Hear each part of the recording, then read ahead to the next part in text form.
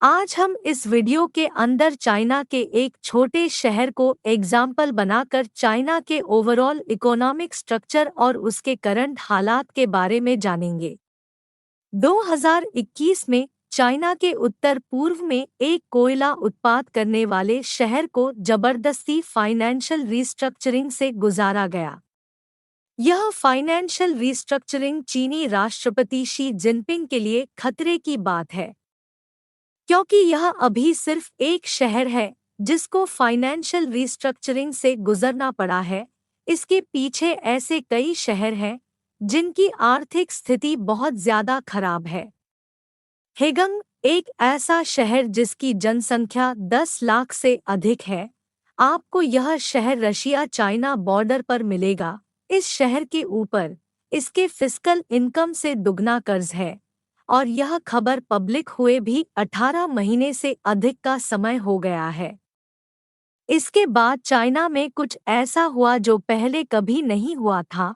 शहर के प्रशासन ने ऑफिशियली इमरजेंसी स्टेप्स लिए जो 2016 से पहले नहीं लिए गए थे, क्योंकि इस कानून की स्थापना 2016 के बाद हुई, जिसके अंदर यह बताया गया कि स्थानीय सरकार अपने अंदरूनी कर्जों से किस तरह निपटेगी। 2016 के बाद से हेगंग में रहने वाले लोग बहुत सारी परेशानियों का सामना कर रहे हैं। रशिया से स्थित इस शहर में ठंड का बहुत प्रभाव पड़ता है और यहाँ के मूल निवासियों को गर्मी के लिए कोयले और गैस की जरूरत पड़ती है, जिसका वह इंतजाम नहीं कर पा रहे हैं। और सरकार पैसा इकट्ठा करने के लिए आम टैक्सी ड्राइवर्स पर ज्यादा फाइन लगा रही है। सरकारी स्कूल के टीचर्स को इस बात का डर है कि उनको नौकरी से निकाल दिया जाएगा और सफाई कर्मचारियों को अपने पिछले 2 महीने की सैलरी नहीं मिली है। इस शहर में जो भी हो रहा है यह तो बस अभी शुरुआत मानी जा रही है। लोकल गवर्नमेंट की यह कर्जे की परेशानी इन्वेस्टर्स को काफी नुकसान में डाल रही है और चाइना, जो कि दुनिया की दूसरी सबसे बड़ी इकॉनमी है, उस पर काफी दबाव पड़ रहा है। गोल्डमैन सैक्स ग्रुप ने अंदाजा लगाया है कि चाइनीज गवर्नमेंट का टोटल कर्जा $23 ट्रिलियन है। इसी संख्या के अंदर हजारों करोड़ों के कर्जे छुपे हुए हैं, जो कि ऐसी कंपनियों ने लिए हैं जिसको चाइना की लोकल गवर्नमेंट चलाती है। चाइना की रिच प्रोविंशियल सरकारों के अंदर आर्थिक डिफॉल्ट का खतरा काफी कम है, क्योंकि चाइना की सेंट्रल गवर्नमेंट इन सरकारों की गारंटी देती है। असली खतरा लोकल गवर्नमेंट से है, जो अपने आप को डिफॉल्ट से बचाने के लिए ग्रोथ सेक्टर से पैसे निकालकर अपने कर्जों के रीपेमेंट में डाल रही है। चाइनीज प्रेसिडेंट शी जिनपिंग चाहते हैं कि 2035 तक चाइना में रहने वाले लोगों की इनकम अभी के हिसाब से दोगुनी हो जाए और अमीर और गरीब का फर्क कम करने की तरफ काम किया जाए। प्रेसिडेंट शी चाहते तो हैं, लेकिन यह कार्य काफी कठिन है। पर अगर उन्हें आने वाले दशकों तक चाइना पर राज करना है तो इस कार्य को करे बिना यह संभव नहीं हो सकता। आपको हाइलॉन्जिन प्रोविंस के अंदर हेगंग शहर मिलेगा और यहाँ पर निवेश करने वाले लोगों को आने वाली स्थिति का पहले से पता है। इस प्रोविंस के आउटस्टैंडिंग 7 साल के बॉन्ड की एवरेज कमाई 3.53% है और यह संख्या बाकी सारे चाइनीज प्रोविंस से 18.8 गुना बड़ी है। यह चाइना में टॉप 4 बड़े बॉन्ड्स के अंदर आती है। वीडियो काफी टेक्निकल होने वाली है, तो ध्यान से सुनिएगा। अब चाइना में सालाना कर्जे की रिस्ट्रक्चरिंग 2 तरह से की जा सकती है। पहला, अगर नगरपालिका के बॉन्ड की इंटरेस्ट पेमेंट 10% से ज्यादा हो जाए। दूसरा, अगर नगरपालिका स्वयं चाहे तो कर्जे की रिस्ट्रक्चरिंग की जा सकती है। चाइना में ही स्थित यूएकाई सिक्योरिटीज कंपनी के अनुसार 17 से ज्यादा शहरों के बॉन्ड इंटरेस्ट पेमेंट उनके सालाना एक्सपेंडिचर बजट से 7% ज्यादा है। इस आंकड़े को यूएकाई कंपनी ने 2020 में पब्लिक किया था। इस कंपनी के डाटा के अनुसार यह सारे शहर 10% के आंकड़े के पास है, जब किसी भी शहर को अपने कर्जे की रिस्ट्रक्चरिंग करवानी होती है। यह सारे 17 शहर चाइना के काफी गरीब इलाकों में पाए जाते हैं, जैसे कि लाइनिंग, जो कि आपको चाइना के उत्तर पूर्व में मिलेगा, और पूरा इनर मंगोलिया, जो कि चाइना के उत्तर में मिलेगा।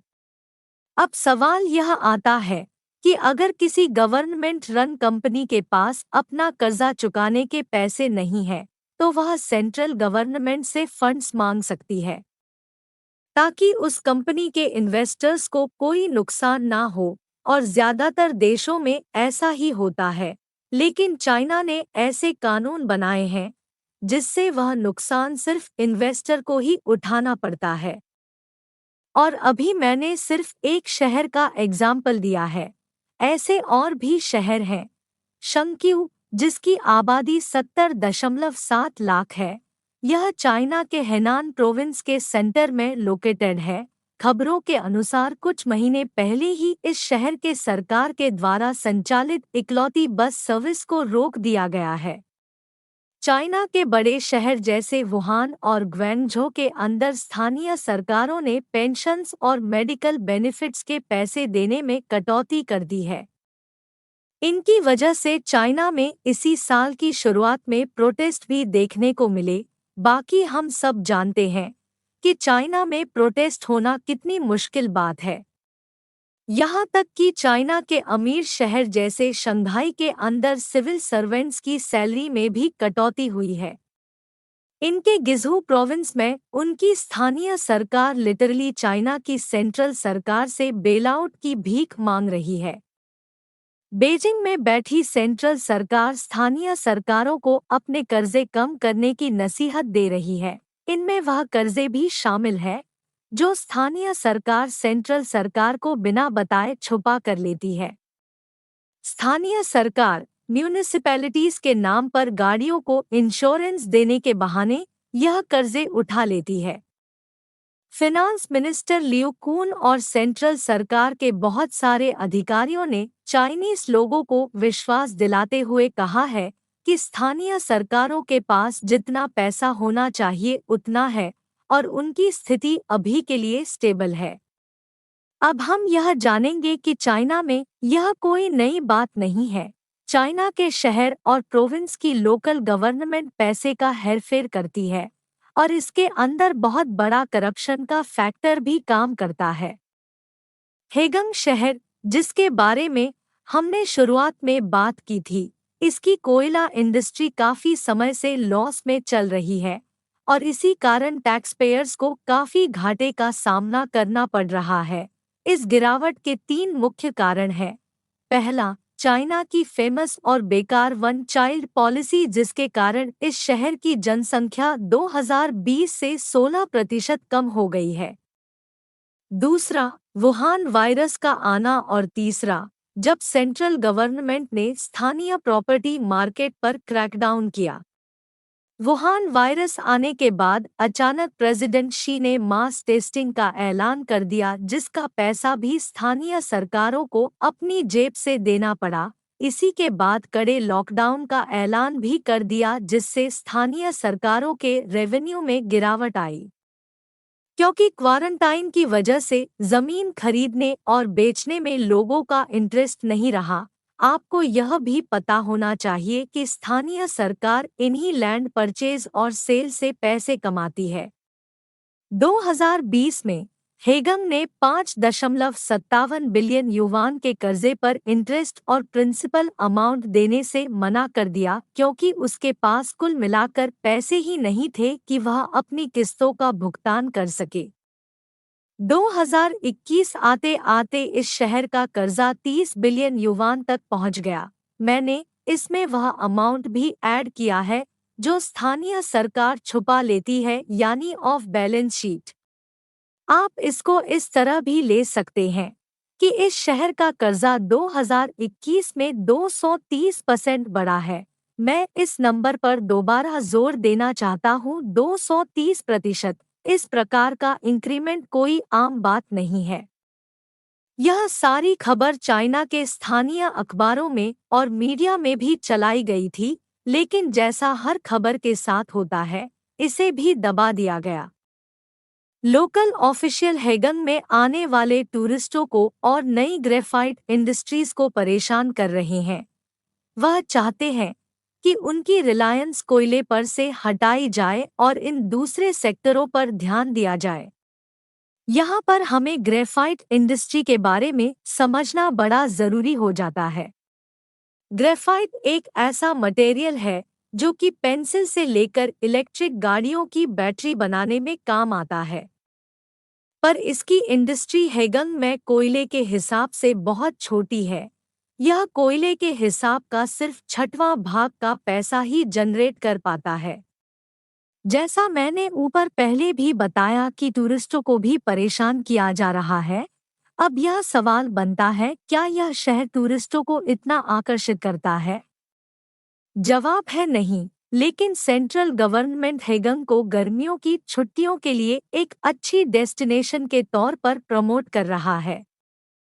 यहाँ पर घूमने लायक 3 नेशनल फॉरेस्ट पार्क है और एक वेटलैंड नेचुरल रिजर्व भी है, लेकिन इन पार्कों तक पहुँचना और इस शहर में रहना बहुत ही मुश्किल काम है, जिसके कारण यहाँ पर टूरिस्ट ज्यादा नहीं आते हैं। हमने इस पूरी वीडियो में जाना कि किस तरह चाइना अपने देश के अंदर लोकल गवर्नमेंट्स को कंट्रोल करता है और उन लोकल गवर्नमेंट के पास कितना कर्ज है। उस कर्ज को वापस देने की क्षमता अभी तक इन शहरों के पास नहीं आई है और सेंट्रल गवर्नमेंट भी स्थानीय सरकारों की मदद इतनी जल्दी नहीं करती, क्योंकि उसको इंटरनेशनल लेवल पर बहुत सारे प्रोजेक्ट्स फंड करने होते हैं, जिसका एक बेहतरीन एग्जाम्पल सीपैक के रूप में देखा जा सकता है। अगर आपको इस वीडियो से चाइना के बारे में जानकारी मिली है तो वीडियो को लाइक करें, शेयर करें, सब्सक्राइब करें और मैं इसी तरह चाइना के अलग अलग सब्जेक्ट को एक्सप्लेन करते हुए वीडियो लेकर आता रहूँगा।